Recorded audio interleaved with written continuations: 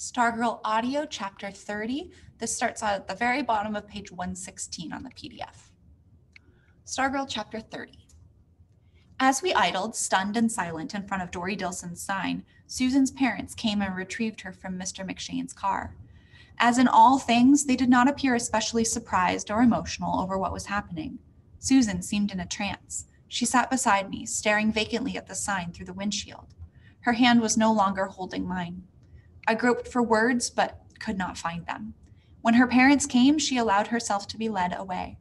As she got out of the car, the silver plate slid from her lap and rang like a dying bell against the asphalt. Her father picked it up. I thought he would take it, but instead he leaned into the back seat where I sat and with a strange smile, gave it to me. I did not see her for the rest of the weekend. By Monday, she was Stargirl again. Floor-length skirt, ribbons in her hair, just like that. She went from table to table at lunchtime, passing out happy face cookies. She even gave one to Hillary Kimball. Hillary took off her shoe and used it like a hammer to smash the cookie on her table. Stargirl strolled among us, strumming her ukulele, asking for requests. Cinnamon perched on her shoulder. He was strapped onto a tiny toy ukulele. She made her voice squeaky and kept her lips from moving, and it was as if Cinnamon were serenading with her. Dory Dilson, bless her, stood and applauded. She was the only one. I was too stunned to join her, and too cowardly, and angry, and not wanting to show approval for her return to Stargirl. Most of the students did not even look, did not even seem to listen. At the bell, as we left the lunchroom, I looked back. The tables were littered with cookies. Walking with her after school that day, I said, "I guess you're giving up, huh?" She looked at me. Giving up? On what? On being popular, on being, how could I say it? She smiled. Normal? I shrugged. Yes, she said firmly. Yes? I'm answering your question. The answer is yes. I'm giving up on trying to be popular and normal.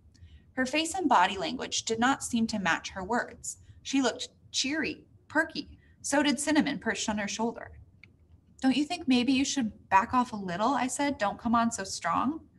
She smiled at me. She reached out and brushed the tip of my nose with her fingertip. Because we live in a world of them, right? You told me that once. We stared at each other.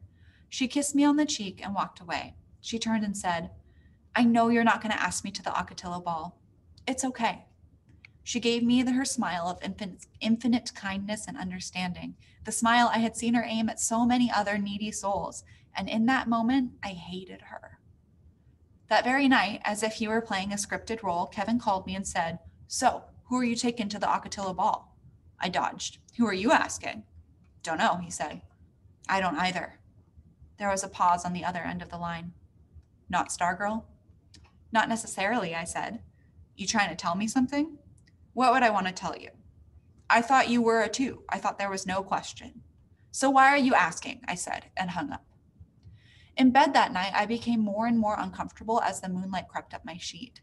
I did something I had never done before. I pulled down the shade. In my dreams, the old man on the mall bench raised a wobbling head and croaked, "How dare you forgive me?" Next morning, there was a new item on the plywood roadrunner, a sheet of white paper. At the top, it said, "Sign up here to join new musical group, the Ook Dukes. No experience necessary."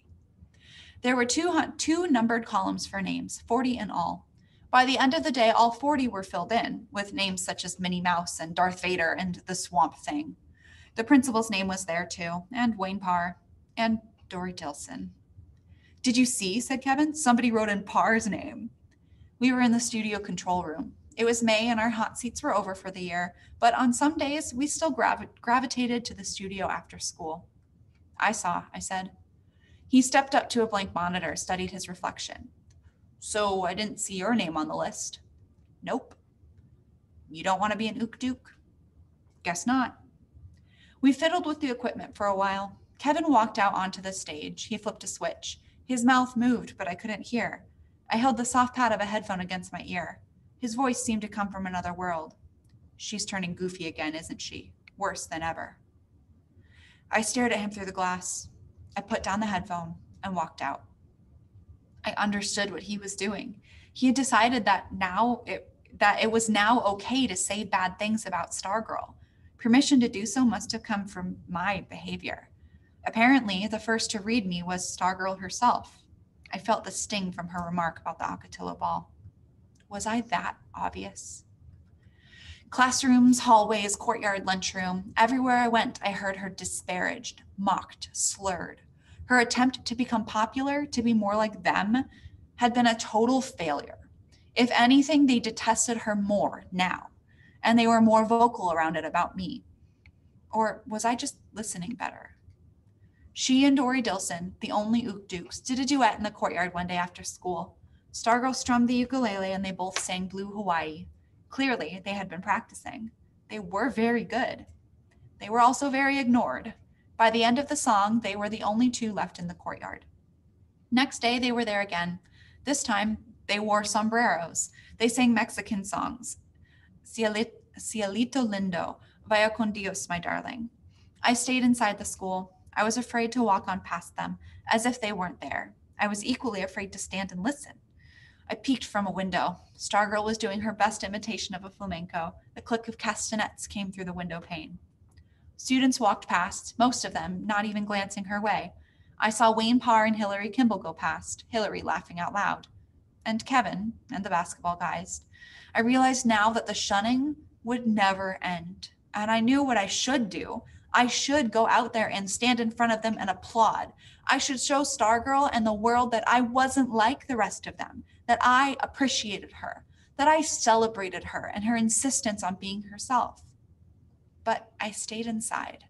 I waited until the last of the students had left the courtyard and Stargirl and Dory were performing for no one. To my surprise, they went on and on.